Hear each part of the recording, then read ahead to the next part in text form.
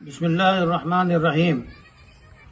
اگر یہ اعلان کیا جائے کہ جو 12 کلومیٹر دوڑے گا اس کو ایک مکان، ایک بنگلہ دیا جائے گا، تو آپ میں سے کتنے لوگ ہیں جو اس کے لیے تیار ہو جائیں گے تاکہ آپ بنگلہ لے سکیں؟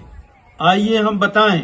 محمد عربی صلی اللہ علیہ وسلم نے فرمایا، جس نے دن اور رات میں 12 رکعتیں نماز پڑھی تو اس کے لیے جنت میں محل تعمیر کیا جائے گا۔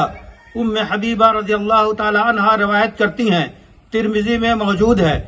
وہ روایت یہ ہے، اور 12 رکعتوں سے مراد 4 رکعتیں ظہر سے پہلے، 2 رکعتیں ظہر فرض کے بعد، 2 رکعت فجر سے پہلے، اور مغرب کے بعد 2 رکعتیں، اور عشاء کے فرض کے بعد 2 رکعتیں۔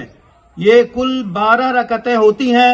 جس نے پابندی کے ساتھ اسے پڑھا تو اللہ کے رسول نے فرمایا اس کے لیے جنت میں محل تعمیر کیا جائے گا۔